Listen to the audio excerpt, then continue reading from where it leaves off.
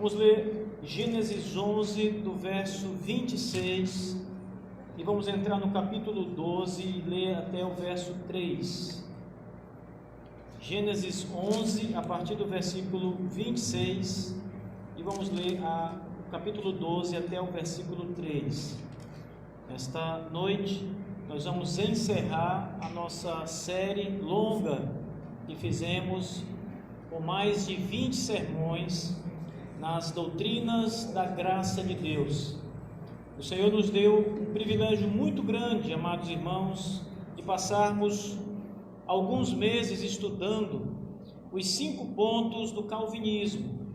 Nós estudamos as 5 doutrinas e apresentamos-nas em sermões de um modo que vocês puderam perceber que todas essas doutrinas são importantes na evangelização, na pregação do Evangelho, e que Deus tem chamado muitas pessoas por conta destas verdades apresentadas nestas doutrinas da graça de Deus.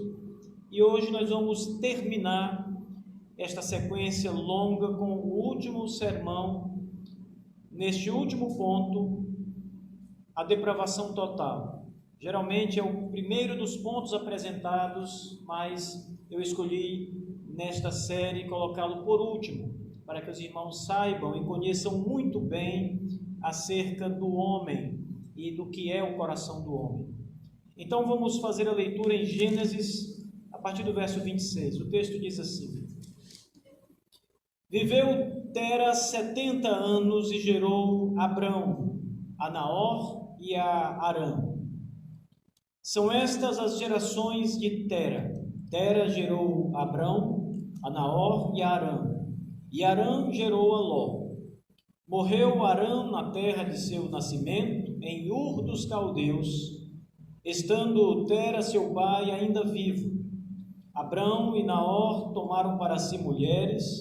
A de Abrão chamava-se Saraí e a de Naor Milca, filha de Harã, que foi pai de Milca e de Isca. Saraí era estéril, não tinha filhos. Tomou Tera a Abrão, seu filho, e a Ló, filho de Harã, filho de seu filho, e a Saraí, sua nora, mulher de seu filho Abrão, e saiu com eles de Ur dos Caldeus para ir à terra de Canaã. Foram até Harã, onde ficaram. E havendo Tera vivido 205 anos ao todo, morreu em Harã. Capítulo 12. Ora, disse o Senhor a Abrão: sai da tua terra, da tua parentela, da casa de teu pai, e vai para a terra que te mostrarei. De ti farei uma grande nação, e te abençoarei, e te engrandecerei o nome. Sê tu bênção. Abençoarei os que te abençoarem, e amaldiçoarei os que te amaldiçoarem. Em ti serão benditas todas as famílias da terra. Amém. Oremos, irmãos.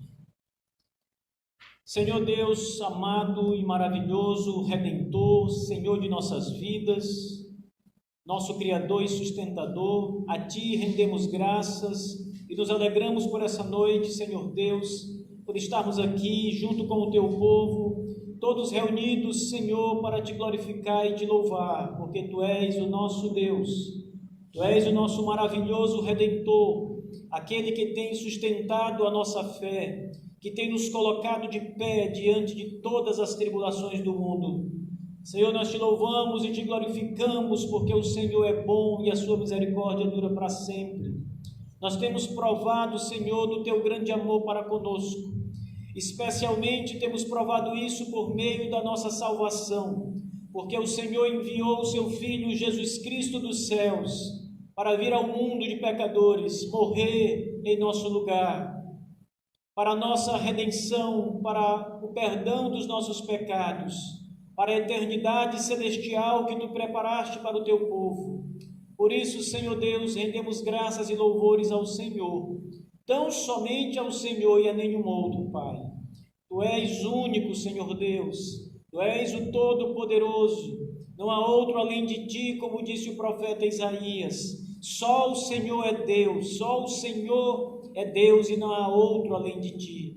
Pai bendito, esta noite, Senhor Deus, tão boa, noite que o Senhor fez para o seu povo, nós estamos aqui suplicando que o Teu Espírito Santo fale conosco na pregação da Tua palavra.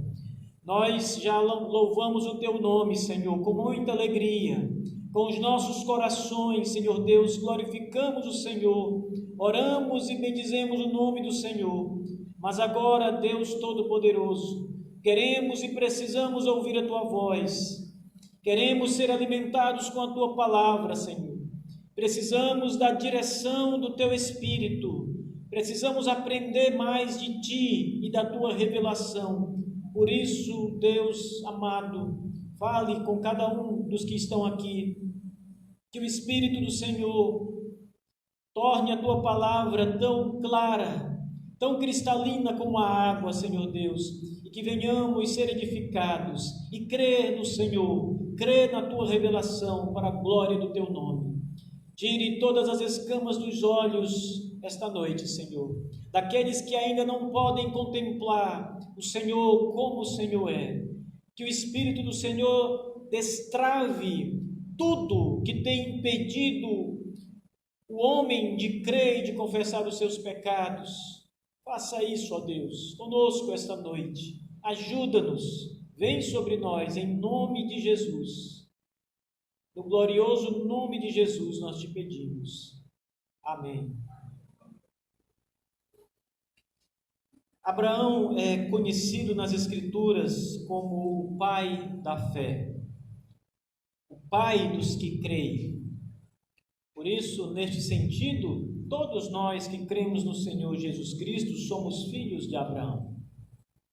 E também por isso que os israelitas hoje não são filhos de Abraão, porque eles têm rejeitado o Senhor. Cristo, para o povo de Israel, aqueles que estão lá no Oriente Médio, não é nada mais do que um grande homem, e apenas isso. Às vezes ele ainda é concebido como um profeta, mas um profeta muito pequeno, menor do que Maomé. Esses homens israelitas, muitos deles israelitas, outros árabes que também descendem de Abraão, eles estão com o entendimento ainda embrutecido. Eles não conseguem enxergar que o Senhor Jesus Cristo é Deus e é o Salvador dos que creem. Aquilo ao qual Abraão entendeu, creu, eles não conseguem, nem árabes e nem judeus, eles não conseguem crer, porque os seus corações ainda estão completamente inclinados ao pecado, porque os corações são caídos, porque ainda há um véu escuro que permanece sobre eles e os impede de ver a luz brilhante do Evangelho de Jesus Cristo. Eles negam, rejeitam o Messias, o Senhor Jesus, para a própria ruína e para a própria destruição deles. Essa é a realidade do povo árabe e do povo judeu atualmente, meus irmãos. Cegos, mortos em delitos e pecados. Contudo, essa é a condição de praticamente todos desde a criação, com exceção única do primeiro casal Adão e Eva, que antes da queda não tinha um coração caído ou embrutecido pelo pecado. E claro, com exceção do nosso Senhor Jesus Cristo, que veio ao mundo, homem como todos nós, mas sobre ele não foi imputado o pecado original. Portanto, ele não estava sob o domínio da depravação total. Mas com exceção dessas três almas, desses três homens, toda a humanidade está caída em delitos e pecados. Todos os homens têm um coração inclinado ao pecado. todos sem exceção. Eu olho para as crianças aqui como o Benjamin, o Yuri e até crianças menores, e todas elas são pecadoras. Todas elas têm um coração inclinado a fazer o mal, ainda que nós, pais, os aconselhemos, os ensinemos, os disciplinemos muitas vezes, mas eles teimam em fazer o que é mal constantemente. É exatamente a mesma condição prescrita no livro de Gênesis, no capítulo 6, aonde Deus olha para a humanidade antes do dilúvio e então diz: darei cabo da vida de todo homem, porque todo desígnio do coração humano é mal continuamente. Essa é a realidade universal, irmãos. A realidade universal é que todos os homens são pecadores. Todos são pecadores. Nós somos pecadores, árabes são pecadores, judeus são pecadores, todos são pecadores. Todos estão manchados com essa natureza caída. Mas a Bíblia diz, por outro lado, que Abraão é o pai da fé. Ele creu no Senhor. Alguma coisa aconteceu com Abraão para que ele olhasse para Deus e cresce nas palavras de Deus. Mas isso também não foi assim desde o princípio. Observem no capítulo 11 que Abraão vem de uma família idólatra. Como era a casa de Abraão? Como era o lugar em que Abraão morava, em que ele nasceu, em que ele residia? As Escrituras dizem que Abraão era filho de Tera, seu pai. Viveu Tera 70 anos e gerou Abrão. E ainda Naor e Arã eram irmãos de Abrão. Abrão, portanto, era filho de Tera. Tera era o patriarca daquela casa. E aquela casa estava, primeiro, situada num lugar aonde reinava a idolatria, meus irmãos. Talvez vocês não saibam, até porque a Bíblia não apresenta com muitos detalhes e nem apresenta com uma riqueza de informações essas questões, mas o lugar em que Abrão nasceu e viveu durante toda a sua vida, praticamente, era uma terra que era completamente imersa na idolatria, na adoração a deuses. Ur dos Caldeus era uma cidade babilônica, da Caldeia. Abraão era um caldeu, ele não é um judeu, ele é o pai dos judeus. A nação judaica, ela é criada a partir de Abrão. Ele é o primeiro dos judeus, por isso ele é chamado pelos judeus de nosso pai Abraão, porque ele é o pai dos judeus. Por meio dele, Deus criou o povo de Israel. Por meio de Abrão, Deus criou os israelitas. Abraão, Isaque e Jacó. Jacó tem o nome mudado para Israel. E por meio de Abrão, Deus criou os árabes. Por meio do seu filho Ismael, nascem os povos árabes. Mas veja, ele é um caldeu. Ele nasce numa cidade completamente dominada pela idolatria, Ur dos Caldeus. É interessante, amados, esta cidade de Ur dos Caldeus, há alguns anos atrás, algumas décadas atrás, foi descoberto nesta cidade um grande templo, onde os rituais de adoração politeísta aconteciam. Havia não apenas uma divindade que era adorada em Ur dos Caldeus, mas uma grande gama de deuses eram adorados ali pelos habitantes da cidade. Na verdade, as famílias, os clãs, tinham os seus deuses prediletos. Alguns adoravam um certo deus, outros adoravam uma deusa. Todos estes objetos da mente humana, criados, como diz o profeta Isaías, pela arte e imaginação do homem. Mas havia uma divindade especial, a divindade suprema, aquela que mais recebia adoração, que mais tinha devotos em Ur dos Caldeus. E esse templo que foi descoberto era dedicado especialmente a essa divindade, uma deusa, a lua, a deusa lua. A lua, esse astro luminoso, iluminado pelo sol, era adorado como uma divindade. E é muito provável que a família de Abrão fossem adoradores da deusa lua. E eles então faziam os cultos e sacrifícios e rituais, entendendo que a lua era um Deus que estava guiando, dirigindo-lhes os passos, dando-lhes a proteção, protegendo em suas jornadas, sustentando-os de todas as coisas. Perceba como tanto Abrão como sua família, seu clã e todos os demais moradores da Caldeia, da cidade de Ur dos Caldeus, eram completamente cegos em relação ao Senhor. Não conheciam a Deus.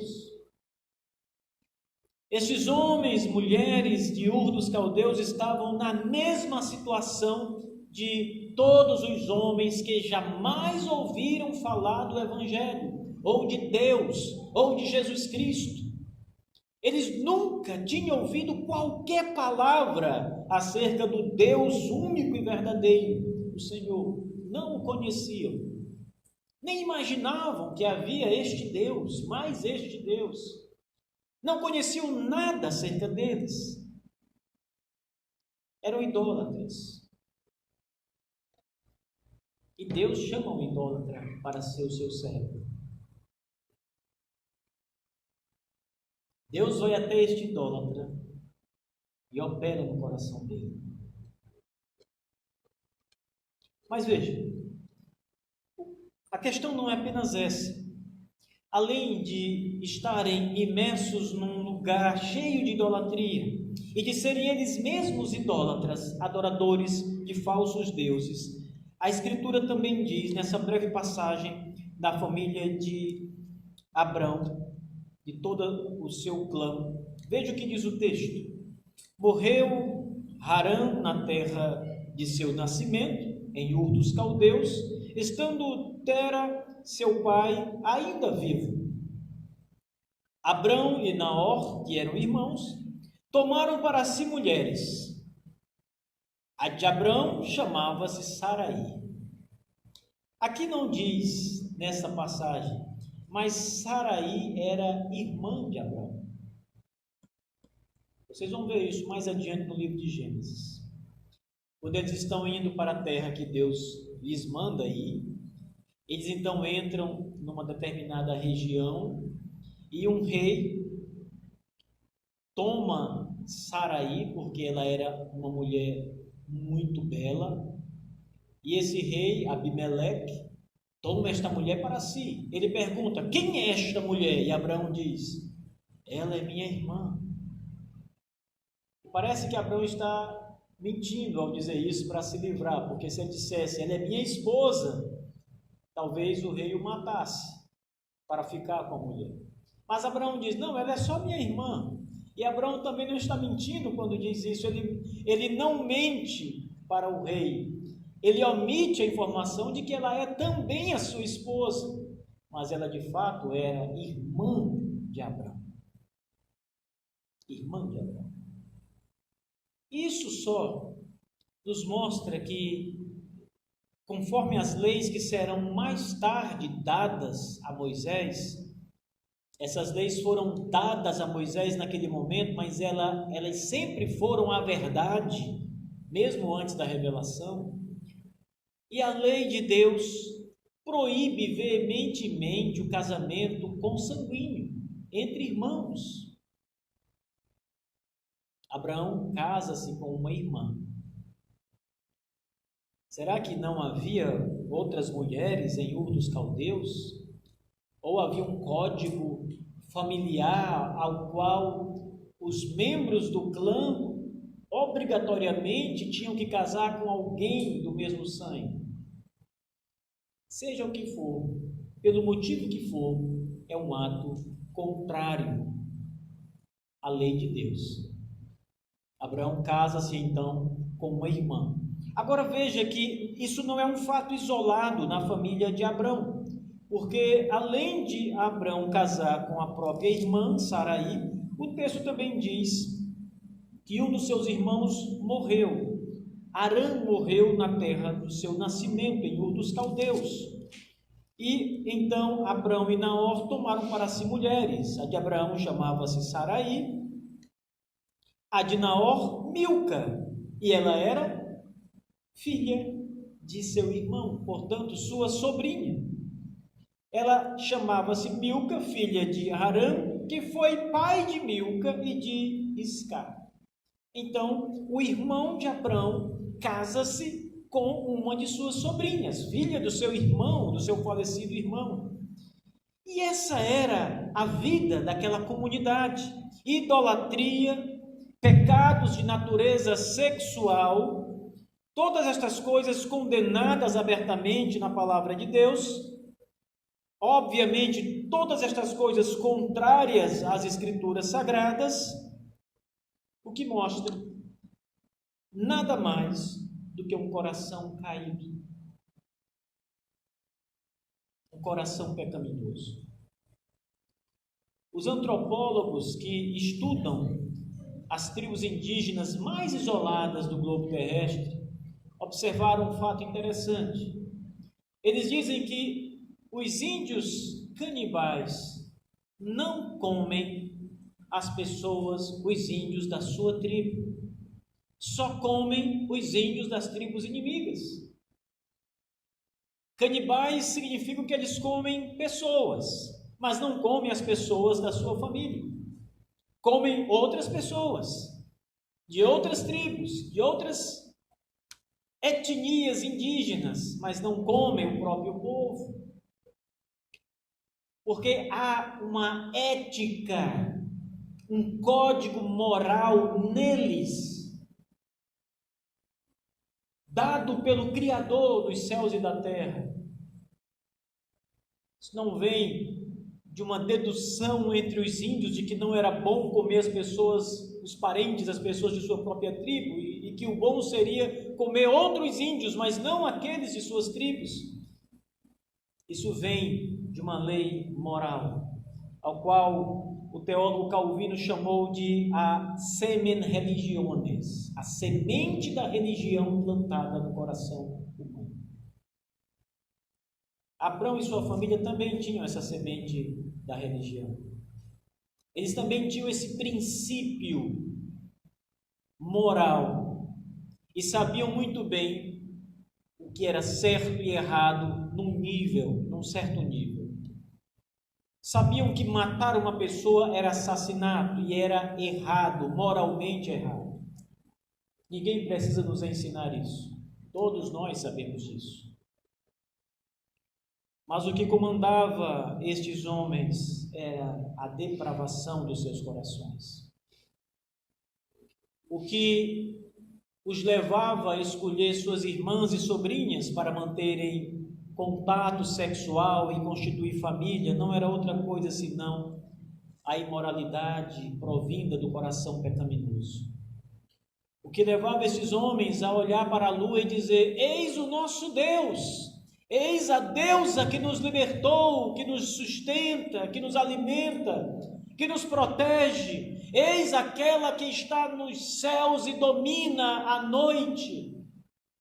Nada mais é do que o coração caído, a cegueira do coração, a pecaminosidade da natureza humana.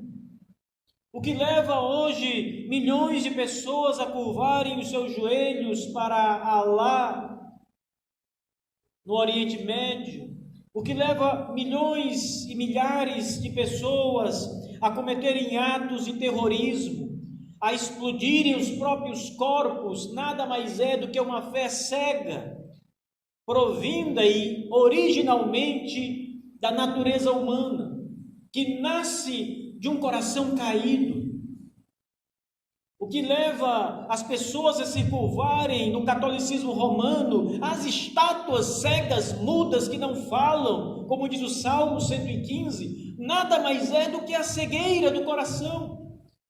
O que leva muitos católicos a idolatrarem o Papa nada mais é do que o pecado dos seus corações, irmãos. É o pecado que move a raça humana ao erro, ao pecado, à mentira, a todas estas coisas. O que leva nós mesmos a pecarmos contra Deus nas mais diversas formas, também é o pecado que ainda prevalece em nosso coração. Nós somos tão pecadores como todos os demais que eu citei agora. O nosso coração é tão podre quanto todos os deles. Não somos melhores. Não temos mais dignidade, mais sabedoria, mais inteligência, seja o que for. A nossa maldade é tão grande quanto a deles, porque o nosso coração é caído como o deles também. Paulo, ao escrever aos Romanos, diz abertamente que do coração do homem procede engano, mentiras, da nossa boca sai veneno como veneno de cobras peçonhentas, venenosas. A nossa boca urde engano, malícia, mentiras. Essa é a realidade da raça humana. Por isso que é tão inútil achar que o homem pode chegar até Deus por ele mesmo. Ele pode chegar até a lua e adorar a lua. Ele pode tomar um monte de ouro, fundir e fazer um bezerro e adorar o bezerro dizendo: este é o Deus que nos libertou do Egito, como fizeram os israelitas. Eles podem fundir gesso em suas formas e construírem imagens e pintarem essas imagens para que elas se tornem muito parecidas com pessoas, mas ainda serão apenas barro, gesso, pedra, madeira ou qualquer outro material esculpido.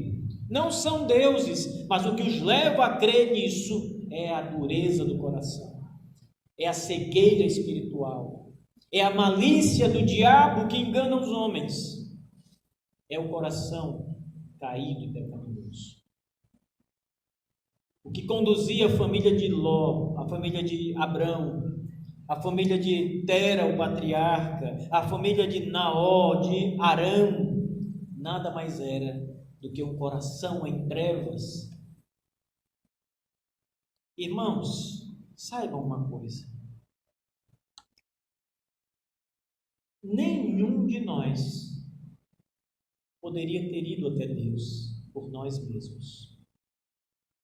Jamais encontraríamos o Senhor, jamais nos curvaríamos se um dia Ele aparecesse para nós, jamais nos curvaríamos a Ele e o chamaríamos de Senhor. Pelo contrário, o que faríamos era crucificá-lo, como fizemos pelas mãos de gentios e judeus e povo de Israel.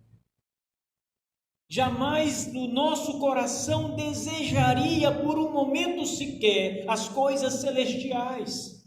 O nosso coração não está preparado, intrinsecamente preparado para amar a Deus, porque ele está completamente cheio de amargura, de pecado, de engano. Nós não desejamos, ainda que toda a propaganda sobre Deus nos seja apresentada, ainda que o céu nos seja apresentado, ainda que o Senhor falasse conosco pessoalmente, nós não o receberíamos se dependêssemos apenas do nosso coração. Jamais receberíamos o Senhor. Jamais o honraríamos como Todo-Poderoso. Nós correríamos para os ídolos. Nós estaríamos andando nas procissões atrás de imagens de escultura, como nossos pais fizeram e até alguns de nós fizeram. Estaríamos buscando pagar promessas em santuários pelo mundo afora. Estaríamos nos sacrificando como os homens e mulheres nos dias de Martinho Lutero. Levavam dinheiro e compravam um pedaço de papel que lhes garantia, segundo a assinatura dos bispos e do Papa, o perdão dos pecados dos seus antepassados. E eles acreditavam piamente nisso. Estaremos cultuando as relíquias, o fio de cabelo de Maria, o dente de João Batista, os fragmentos da cruz do Salvador, um pedaço da madeira da arca de Noé. Era isso que nós estaremos fazendo hoje, porque estávamos em trevas. Estaríamos em trevas. Esse teria sido o fim de Abrão, se Deus não aparecesse a ele para o transformar. Se não existisse o capítulo 12 no livro de Gênesis, nós poderíamos ter absoluta certeza que Abraão, sua família inteira, tinham descido ao abismo do inferno, porque não havia outro destino, outro caminho, outra direção, senão essa que eles trilhavam, caminho para a perdição. Continuariam idólatras a vida inteira e aumentariam os níveis de idolatria. Continuariam como homens e mulheres imorais e a promiscuidade só aumentaria entre eles, como aconteceu com Sodoma e Gomorra. Mas, louvado seja o Senhor, que nos deu o capítulo 12 de Gênesis e nos ensina por esse capítulo que Deus é o único que pode vencer a malignidade do nosso coração. Ele é o único que pode vencer a depravação total do homem. Se o Senhor não vier até nós como veio a Abrão, se o Senhor não for acompanhando a nossa pregação, as pessoas que estão nos ouvindo, nada acontecerá de diferente. Foi pela graça de Deus, irmãos, foi pela ação maravilhosa e graciosa do Espírito Santo de Deus que os nossos corações foram mudados um dia. Nós éramos como Abrão e sua família, éramos endurecidos como eles, como os outros homens que nós conhecemos hoje, que são ímpios, desgraçadamente vivem no pecado, afundando dia após dia. Eu acabei de ouvir o relato de um dos nossos irmãos aqui da igreja, antes do culto, falando da história de um homem muito querido na sociedade, mas que era um ébrio. E esse homem acabou perdendo a vida numa noitada de farras, ele e um companheiro, num acidente de trânsito. Seria esse o nosso destino? Morrer sem Cristo, sem Deus, na mais completa ruína moral, se Deus não viesse até nós, não apenas para se apresentar, mas para agir em nós, não haveria nenhuma chance de nós estarmos hoje nesta igreja, celebrando o nome do Senhor. Nenhuma chance. Quando Abraão estava, irmãos, na mais completa idolatria, prestem bem atenção, quando Abraão estava no ápice da idolatria, no ápice da sua vida imoral, Deus apareceu. Deus não esperou Abraão melhorar um pouquinho. Deus não esperou as obras de Abraão. Deus não esperou que Abraão se arrependesse da idolatria, ou pelo menos abandonasse um pouco mais.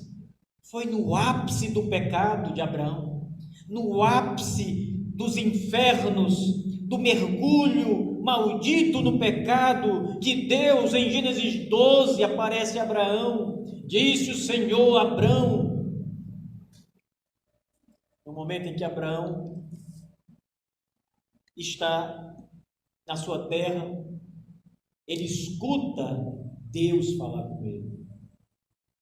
Disse o Senhor a Abraão: sai da tua terra, da tua parentela, da casa do teu pai, e vai para a terra que te mostrarei.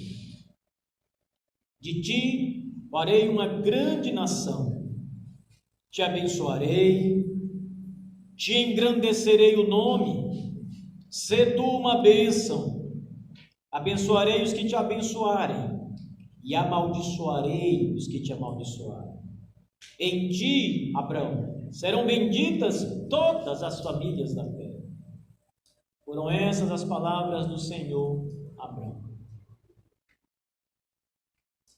Quem teria obedecido a Deus?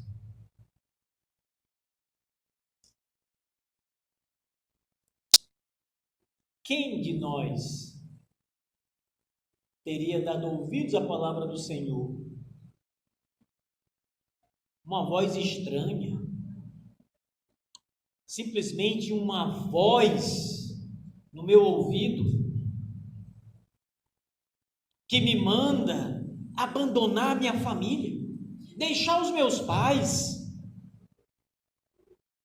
manda que eu deixe tudo, sai da tua terra, as minhas raízes, o lugar de onde eu nasci, onde eu cresci, aonde eu construí minha vida, sai da tua terra, diz o Senhor, sai da tua parentela, eu vou deixar os meus pais, os meus irmãos, famílias, tudo. Deus está mandando, uma voz está me dizendo: vá para a terra que eu te mostrarei. Deus não tinha mostrado onde era a terra, disse apenas: siga em diante, caminhe, vá para um lugar que eu vou te mostrar. Quem teria feito isso, irmãos? Ninguém teria feito isso. Nem Abraão teria feito isso por si mesmo, se Deus não estivesse mais do que falando, operando no seu coração naquele momento. Quando o Evangelho de Cristo é pregado, existe o que nós chamamos, pelas Escrituras, de o chamado geral. Nós chamamos todos os homens e mulheres ao arrependimento. Venham, arrependam-se dos seus pecados. Eu estou falando com cada um de vocês. Venham, arrependam-se dos seus pecados. Venham a Cristo. Recebam a Cristo como o Senhor único de suas vidas. Confessem o nome de Jesus Cristo. Ele perdoará os seus pecados. Ele lhes dará coração novo. Venham a Cristo. Poucos vêm. Chamei todos. Poucos virão. Muitas vezes nenhum virá. Porque esse foi um mero chamado humano. O meu chamado. Mas quando o mesmo chamado é acompanhado do poder do Espírito Santo, quando o Espírito Santo acompanha a pregação, e quando Deus age por meio da pregação da palavra, e o Espírito Santo então abala o coração do pecador, ele vai até você, ele opera no seu coração, ele quebra as barreiras do pecado que te prendem, ele quebra as correntes, tira as vendas dos seus olhos, tira o coração de pedra e põe no lugar um coração novo de carne. Ele dá vida aos que estão mortos em delitos e pecados. Essa é a diferença. O chamado de Abraão foi desta natureza, amados irmãos. Não foi meramente uma voz, foi uma voz poderosa, foi uma voz acompanhada com poder, capaz de convencê-lo a crer. Foi uma voz que mudou o seu pensamento, foi uma voz que provocou alteração no seu coração, foi uma voz transformadora, poderosa, uma voz capaz de vencer o pecado de Abraão, uma voz capaz de vencer a sua incredulidade. A voz de Deus não foi só um chamado. Quando eu prego, ou qualquer outro pregador prega, a nossa voz não faz nenhuma diferença. É quando Deus vai ao encontro do pecador, pela pregação, nos usando como meros instrumentos para levar a palavra, é que a diferença acontece. É quando a voz de Deus é ouvida pelo pecador, que ele passa a olhar para Cristo. Aqui, não houve um pregador chamando Abraão, não houve um profeta pregando para Abraão, levando uma profecia a Abraão. Deus mesmo fala a Abraão. É o próprio Criador que diz: Abraão, sai da tua terra, da tua parentela, da casa de teu pai, vá para a terra que te mostrarei. A ordem é de Deus. E a ordem vem com poder para mudar o coração de Abraão. É Deus quem diz: farei de ti uma grande nação, Abraão. Eu te abençoarei, eu te engrandecerei o nome. É Deus quem está dizendo que Abraão será uma bênção. É a voz que criou o mundo, o cosmo, o universo. Haja luz, disse o Senhor no começo de tudo, e houve luz.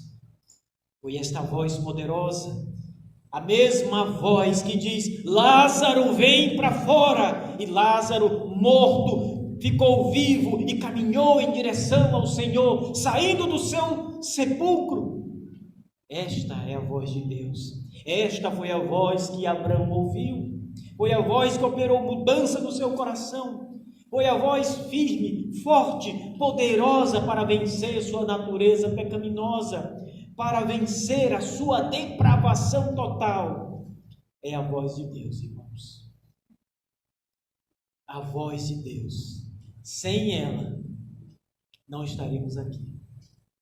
Se um dia, pela pregação, Deus não tivesse falado conosco, por meio, muitas vezes, de um amigo, por meio de um folheto da Bíblia que você lê, ou da própria Escritura, que é a voz de Deus, se Deus não tivesse falado conosco, não estaríamos aqui. Nem eu e nem vocês, e nem ninguém, nenhum cristão. Assim como Deus criou por meio de Abraão o povo de Israel, Ele também nos criou por meio da sua palavra, regenerando nossos corações. Ele enviou o seu Filho gracioso, maravilhoso, Cristo. Ele enviou o seu amado Filho, para que por meio dele, toda a nossa culpa fosse remida pelo seu sangue. Ele é o Cordeiro maravilhoso que foi apresentado a Abraão quando ele estava prestes a matar o próprio filho. Ele é o maravilhoso substituto. O Senhor Jesus Cristo é o nosso substituto. E tudo isso, irmãos, porque Ele venceu a nossa depravação total. Toda a força e poder satânico que era exercido sobre nós, e todos nós éramos filhos do diabo, todo o poder de Satanás sobre nós foi de uma vez por todas interrompido pelo Senhor, pelo sangue carmesim, por nosso Cristo Jesus. Não éramos capazes de vencer o nosso pecado. Não éramos. Não éramos capazes de dar ouvidos à voz de Deus. Não podíamos melhorar um pouquinho sequer. A nossa tendência natural sempre era afundar mais e mais, como Deus disse em Gênesis 6. Era ser mal e mal e mal o desígnio do nosso coração continuamente. Não havia como haver um tipo de curva ascendente. A depravação, ela leva uma curva sempre para baixo, descendente, piorando, se tornando pior a cada dia. Mas em Cristo Jesus, essa miséria é vencida. No sangue do nosso Senhor, pelo chamado poderoso do Espírito Santo, a depravação é superada. Não por nós, mas por Deus. Por Deus agindo em nós. por Deus nos dando a graça de um coração novo, abrindo nossos olhos. Nós éramos cegos, você era cego, Deus abriu os seus olhos, mudando aquele coração duro, duro como pedra, como metal, mudando aquele coração duro e dando um coração sensível à palavra de Deus. Meus irmãos, louvem o nome do Senhor, porque vocês só são o que são por causa de Cristo. Vocês são salvos por causa da bondade de Deus. Se não fossem as maravilhosas e abençoadas misericórdias de Deus, nós éramos os piores de todos os homens até hoje. Nós estávamos naufragando mais e mais no pecado, afundando como um homem que cava a própria sepultura, um poço sem fim de pecados. Mas louvado seja o Senhor que enviou Jesus para nos livrar de nós mesmos, livrar-nos da nossa natureza maligna, caída, pecaminosa. Louvem a Deus, irmãos. Glorifiquem a Deus pela salvação que vocês têm. Nunca pensem que foi conquista de vocês. Nunca pensem que foi um esforço de vocês. Saibam sempre que foi Deus que foi bom, que foi Deus que quis salvar você que não merecia. Saiba que foi a voz de Deus, como ele falou a Abraão, falou ao seu coração. Foi Deus, tão somente Deus, a glória é de Deus, o louvor é para Deus, tudo, todo o nosso ser deve ser dado em agradecimento a Deus e a sua graça derramada sobre nós. Não há, amados irmãos, como pensar diferente disso. Sem mim, disse o Senhor Jesus, nada podeis fazer. E nada poderíamos fazer sem Ele. Nada podíamos ter feito por nós. Nada podemos fazer pelos nossos filhos. Nada podemos fazer pelos nossos pais. É Deus quem pode. Só Deus pode mudar-nos, como nos mudou. Só Deus pode transformar os nossos filhinhos, nossos paizinhos que são descrentes, nossos amigos, nossos vizinhos, todos são depravados, totalmente depravados, cegos, odiosos de Deus e do Evangelho. A mudança só pode ser operada pelo Senhor, ninguém mais. Que Deus nos dê a graça contínua de lembrar disso e glorificá-lo por isso. Ele veio ao meu encontro. Agradou ao Senhor me salvar. Amém.